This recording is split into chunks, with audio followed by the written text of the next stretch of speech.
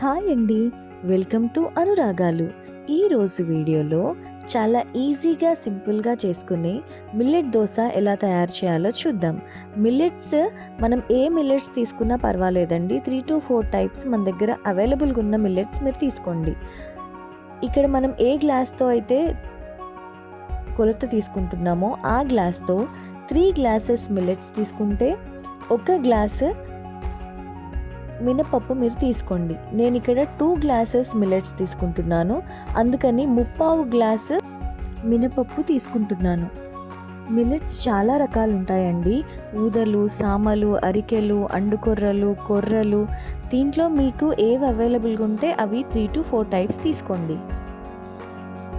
Millets అలాగే మినపప్పు తీసుకున్న తర్వాత ఒక 2 స్పూన్ల శనగపప్పు, అలాగే ఒక 2 స్పూన్ల మెంతులు తీసుకొని ఈ అన్నీ సరిగా నీట్గా మనం వాష్ చేసుకోవాలండి.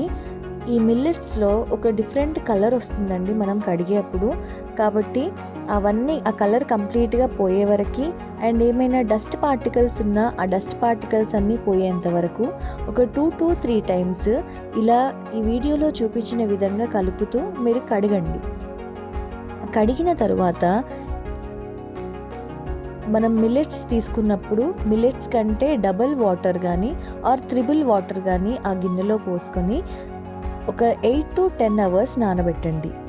8 to 10 అవర్స్ తర్వాత ఈ వీడియోలో చూపించిన విధంగా మరొక్కసారి ఈ మిల్లెట్స్ని మీరు వాష్ చేసుకొని ఈ వీడియోలో చూపించిన విధంగా వాటర్ వేసుకొని గ్రైండ్ చేసుకోండి.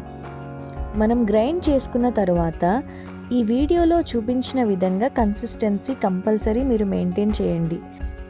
మనం గ్రైండ్ చేస్తున్నప్పుడు వాటర్ కొద్దిగా వేసుకొని గ్రైండ్ చేసుకుంటే ఇలా స్మూత్గా తిరుగుతుందండి.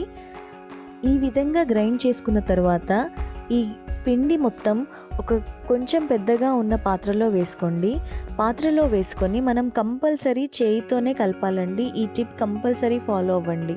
చేయితో కలిపినప్పుడే నెక్స్ట్ డేకి పిండి మంచిగా పులిసి ఉంటుంది. మనం కొద్దిగా పిండి డబుల్ అవుతుంది కాబట్టి కొంచెం పెద్ద పాత్రనే మీరు తీసుకోండి. నైట్ అంతా అంటే 8 to 10 అవర్స్ ఈ పిండిని పక్కకు ఉంచినట్లయితే నెక్స్ట్ డే మార్నింగ్కి చూడండి ఎంత బాగా పిండి పులిసి ఉందో. సో ఈ విధంగా ఉంటే దోశలు చాలా బాగా వస్తాయండి. సో మనం ఈ పిండిని తీసుకొని ఈ పిండిలో కొద్దిగా సాల్ట్, అవసరాన్ని బట్టి కొద్దిగా వాటర్ వేసుకొని పిండి కన్సిస్టెన్సీ ఈ విధంగా ఉండే విధంగా చూసుకున్నట్లయితే ఈ పిండి దోశ వేయడానికి రెడీగా ఉన్నట్లే. ఈ దోశలు మనం నార్మల్ రైస్ దోశల కంటే కూడా ఈ మిల్లెట్స్ దోశ చాలా హెల్దీ అండి. అలాగే ఈ బ్యాటర్తో ఎగ్ దోశ కానీ, కారం దోశ కానీ, నార్మల్ దోశ కానీ వేసుకోవచ్చు. అండ్ ఇది పల్లీ చట్నీతో కానీ టమాటో చట్నీతో కానీ చాలా టేస్టీగా ఉంటుంది.